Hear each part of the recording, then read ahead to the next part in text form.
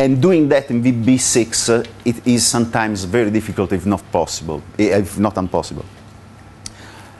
We have the end of Microsoft support, and we also have a lot of maintenance costs. Even if you don't really want to improve the product, you just want to fix bugs or minor adjustments, it's more and more cost. It's more and more expensive, because we found that there are fewer and fewer VB6 developers. This is at least a trend that we saw all over the world, in the US, in Italy, in Europe. I don't know if here it's already a problem. But if it's not a problem here, it's going to be a problem in very, very, very soon. There are companies whose product doesn't need to be improved. It works very well. They just need someone who understands the code and just the usual daily maintenance, and they can find developers because they can find VB6 developers from the university, for example. All the old developers are senior who maybe in some cases retired or left the company, or they don't want to write code any longer. It's becoming more and more of a problem.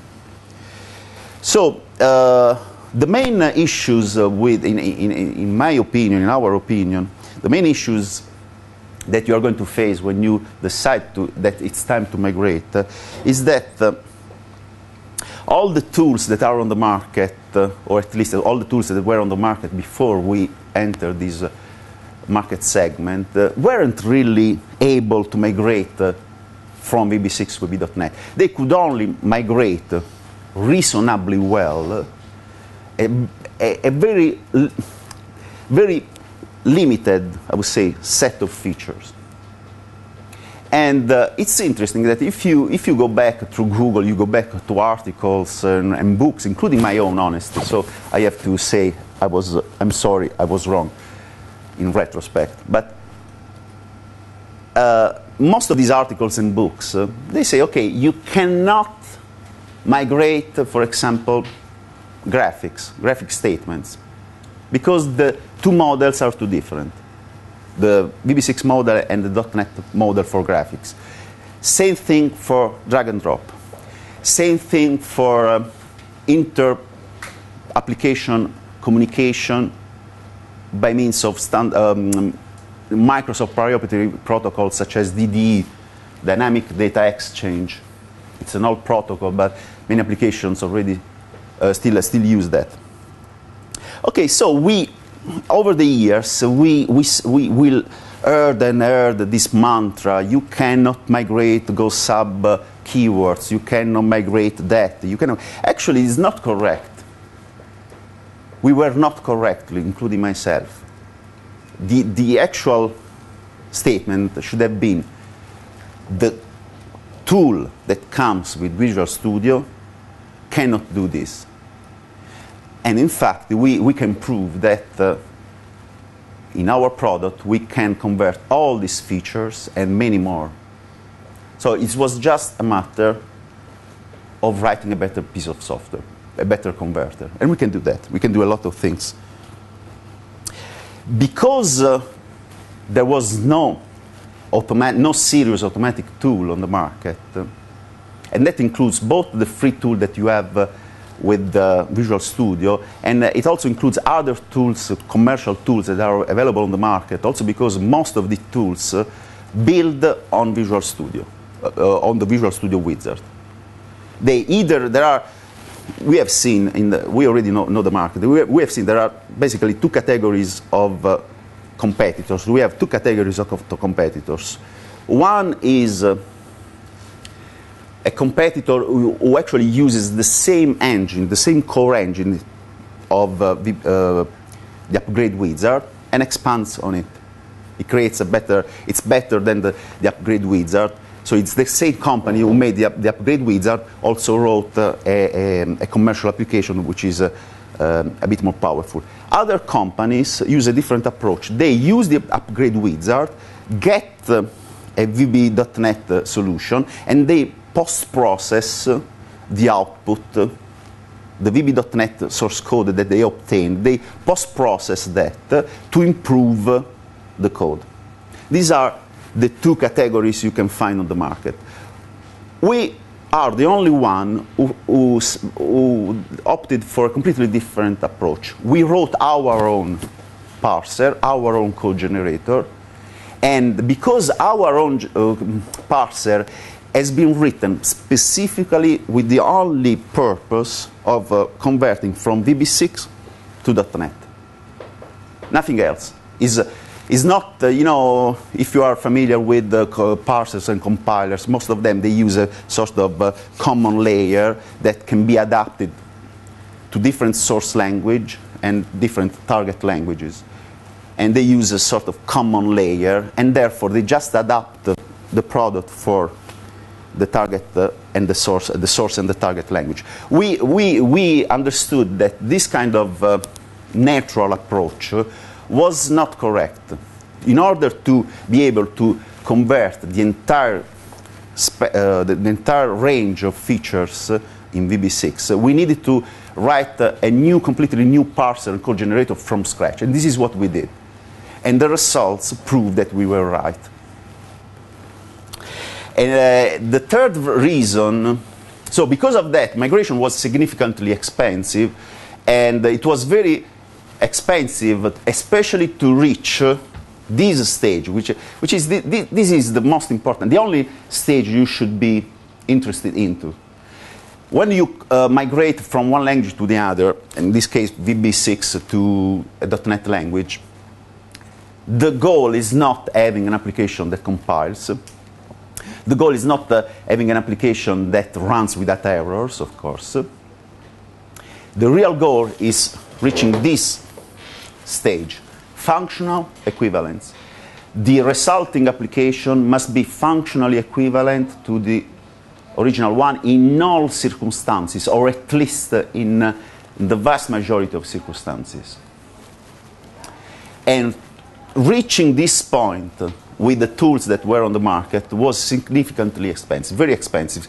And worse, it used to require very, very deep skills in both the source language and the target language, and of course, the application domain. Finally, the main shortcoming we saw in all, this is interesting, all the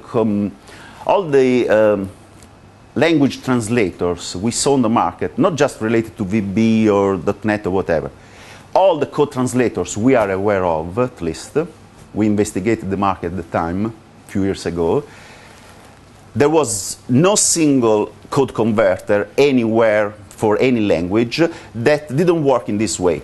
All of them worked on a snapshot of the code. What does it mean?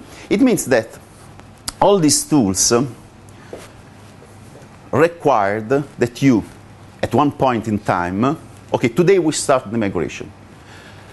Okay, so today we go to the VB6 code base, you take a snapshot of it, you save it somewhere else, and you start working on the migration on that code base. The migration can take weeks, in many cases months. The 15 million lines application is going to take more than 1 year. And there are several people working on that, but it's reasonable. So what happens when the migration ends? After, let's say, 3 months, you have done all the tests, everything, you have reached functional equivalence. The problem is, of course, that in those 3 months, you cannot freeze the development or the bug fixing or the maintenance of the original VB6 application. Therefore, the only way to have an up-to-date translated application is to manually merge all the fixes, all the edits, all the changes in the original application, and merge them into the .NET application. And then you have to go through again, debug and test until you ensure you reach functional equivalent. Basically, in those cases, you have to repeat these stages twice. And in my opinion, or my experience actually, these are the most expensive stages by definition, because if you have an automatic translation tool, you can go out and take a coffee while the tool does its work. That's not expensive. if the application is huge, such as the 50 million lines of application we are doing, the migration needs the entire night. Migrating 50 million lines of code and recompile them, etc., takes the entire night. Who cares? The machine is working. This is the difficult, error-prone, expensive, human resource-intensive part of the game. And you don't want to do this twice. So we needed a different approach. And actually, we came with a novel approach to migration. So in this respect, I believe this tool, in some respects, the tool is incrementally better. But in this single respect, we believe our tool is very innovative. I wouldn't say revolutionary because I don't like the word, but very, very innovative. We manage to migrate VB6. Our technology is called Convert Test Fix. We had to invent one name, so we liked this one. Convert Test Fix is our proprietary methodology, which is very simple. I will explain that later, shortly, actually. But our Convert Test Fix approach allows you to have two groups of people, one that continues to improve or extend or whatever the VB6 code, and the other one who takes care of the application. They can even share the same source code if they use a source code control system, no, checking in, checking out, etc. And the migrated code grows and is improved in parallel with the VB6 code base. It seems like a magic. Actually, it's very, very simple once you think of it.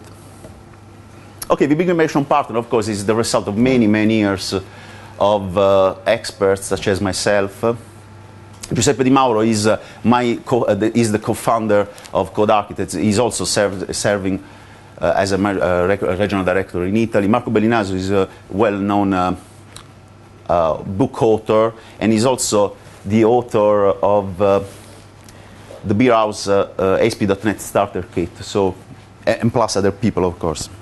We already have customers in 4 continents now. So the story, we launched after an extended period of beta, public beta stage. We launched the product in May 2008. After 2 years and a half of internal public beta, so far we already have had 25 releases, which sound a lot, and probably they are, but we released the product. After 1 week, we had a lot of bug reports, and we fixed them. So after 1 week, we released version 101. After 2 weeks, more bug reports, 102, and then 3 weeks. I mean, now we are releasing version 132 this week. And the previous version dates back to May. But the idea we continue. The idea I want to give you is that we still continue to improve the product. It's not just bug fixing. And by the way, all the things we do with our product, all of them are documented in this text file that you receive with the product. In other words, I really want to make it clear that we insist in having a very, very open approach.